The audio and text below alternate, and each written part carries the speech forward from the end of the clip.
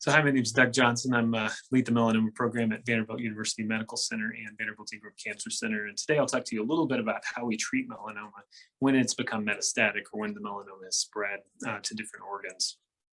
Now, this used to be a really grim situation, and certainly it's still a very serious situation. Even 10 years ago, we really almost had no effective treatment options. Basically, there was a few things we could occasionally try, like chemotherapy or a really powerful immune drug called high-dose interleukin-2. But really, those very rarely worked. And unfortunately, patients had an average survival of well under a year in most cases. So things have changed quite a bit, though, in the last 10 years, which is really good news, certainly for our patients. And so we actually have a wide variety for treatment options. And so I'll go through those just a little bit. So there's really two major ways we treat melanoma. So the first is with immune therapies. So immune therapies are treatments that they're given like chemotherapies. They're given through the vein as an infusion, and they stimulate the immune system to attack the cancer. And so the hope is that the tumors we can see and any cells that might be floating around as well, that the immune system will be stimulated and will target and hone in and destroy any of those cells wherever they may be. And so there's a couple of different ways we do this. So the first way is with a single drug. So it can be two different drugs, but given one at a time. So one's called Opdivo or nivolumab, and the other one's called Keytruda or pembrolizumab. And so those treatments, they're given every somewhere between 2 and 6 weeks, depending on the regimen. But they're given, again, like I said, through the vein, and then a scan is done after about 3 months on treatment to see whether somebody's responding to treatment. And so with those drugs, they have a success rate of about 40 to 45%. So in other words, if you compare the scan before treatment versus the scan after treatment, you see a significant shrinkage in 40 to 45% of people.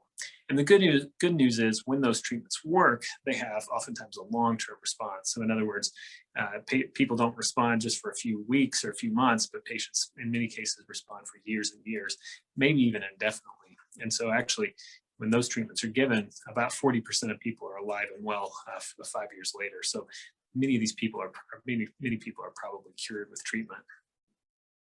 About 1 out of 5 people will have a more significant immune system side effect, which I talk about in another video. If you're interested in that, feel free to check out that video. But in general, these treatments are very well tolerated.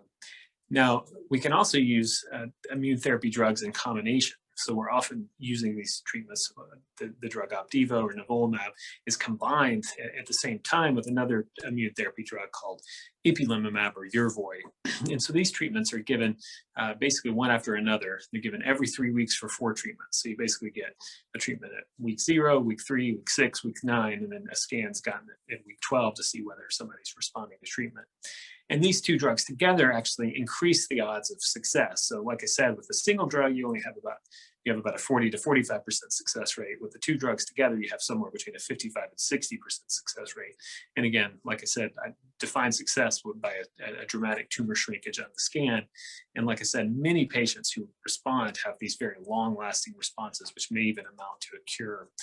And with a combination, about 50% of people are alive and well 5 years later after getting this treatment. So again, going from a situation where you had, almost a 0% 5-year survival now to about 50% is quite an improvement. Not where we want to be, but certainly an improvement over historical numbers.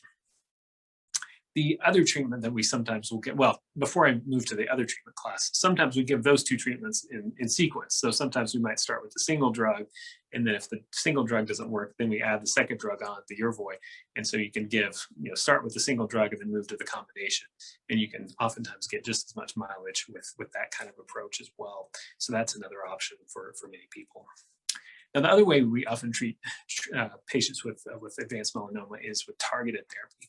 And so targeted therapy is an option for the 50%, about half of melanoma patients have a mutation in a gene called BRAF. Now, that sounds like a bunch of Greek there, so I'll try to break that down a little bit. So every cancer is more or less a genetic disease. The cancer cells have mutations. They're not necessarily mutations in the rest of you, so it's not necessarily something you got from your parents or passed down. But the cancer cells themselves have a particular mutation in this gene called BRAF. And so this mutation kind of is, you can think of it kind of like as an engine that causes the cancer cell to grow and divide. And so if you can block that engine or turn it off with some medications, you can cause the cancer to shrink and hopefully go away. And so like I said, about half of melanomas have this BRAF mutation. And so we can give a couple of different pills. There's 3 different FDA approved combinations. We can give basically a pill to block the BRAF gene and a pill to block the next link in the chain after that. And those pills can be quite effective. In fact, when they're given to people, people often will feel better and have improvement in pain and things like that, any kind of symptoms that the cancer is causing, even after a few hours. It's quite remarkable how fast these treatments work. They work on average for about a year to a year and a half before the cancer sort of figures out a way around them in most patients. And so some people do have long-term responses to treatment, but unfortunately, most of the time, they work in almost everybody, but then the cancer figures out a way around them eventually. But they can certainly be very powerful treatments as well. So those are the current standard of care for the first-line treatment of people with melanoma. And it's also, to take another step back, when people have that BRAF mutation, you can certainly start with one treatment and then move to the other. So you could start with immune therapy and then go to the targeted therapy. You could start with the targeted therapy and go to the immune therapy. We honestly don't know what's the best order. There's some clinical trials ongoing to study that right now. There's a number of other treatments, hopefully, in development. So hopefully on a future video, a few years from now, I'll have a number of other treatments to tell you about as well. But those are currently the main treatment options that we have for metastatic melanoma. So thanks for your time.